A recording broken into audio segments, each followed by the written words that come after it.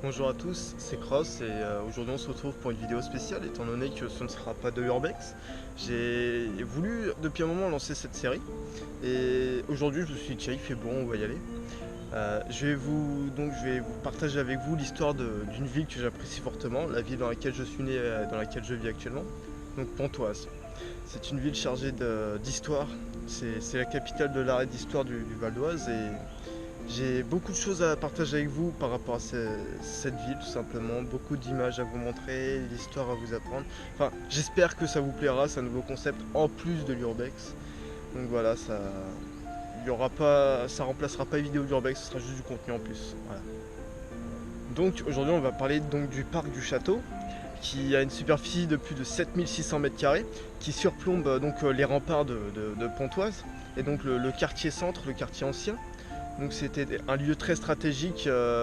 Depuis la Seine, on pouvait voir par exemple pendant l'invasion des Vikings, les Vikings ils ont remonté l'Oise et on pouvait les voir arriver d'ici. Le fort de Pontoise était bien protégé parce qu'on était sur une butte vraiment stratégique. C'était de bonnes fortifications et c'est vraiment un lieu chargé d'histoire. Il y a eu beaucoup de choses. C'est une ville très très ancienne.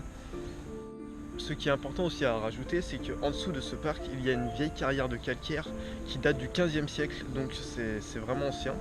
Il y a un escalier qui permet d'y descendre, malheureusement il est fermé, il n'est pas ouvert au public et on peut y descendre que sous certains jours. Donc j'espère peut-être un jour vous partager cela. C'est un escalier de 66 marches, c'est pas énorme mais c'est quand même, qui descend juste en dessous du parc, dans les remparts. Vous verrez les images en même temps que j'en parle. En 1813, la ville cède donc ses terres à la famille Sauret de Bois-Brunet, qui fait bâtir une belle demeure en pierre de taille et en briques.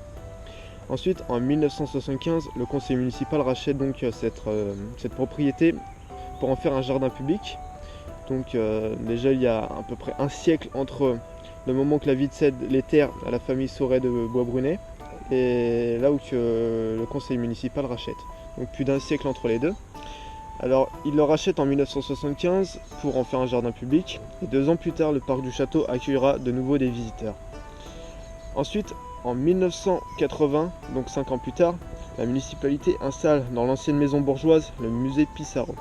Les collections de ce musée comprennent des œuvres de Camille Pissarro et aussi des œuvres de Daubigny Hayet, Piette et de nombreux autres artistes qui ont séjourné dans la région.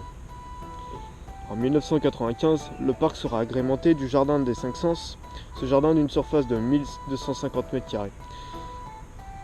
Il a été aménagé pour les personnes malvoyantes qui, grâce bien sûr à de nombreux panneaux traduits en braille, leur permettent de toucher, de sentir les nombreuses plantes aromatiques.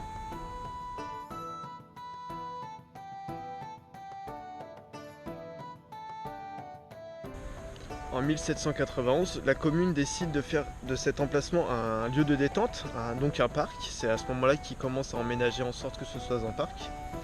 Et donc ils commencent les travaux et ils ont érigé au centre de ce parc une butte. Ils voulaient en faire une structure, comment dire, ils voulaient faire une structure en forme de montagne pour symboliser la liberté, juste après d'ailleurs la Révolution française.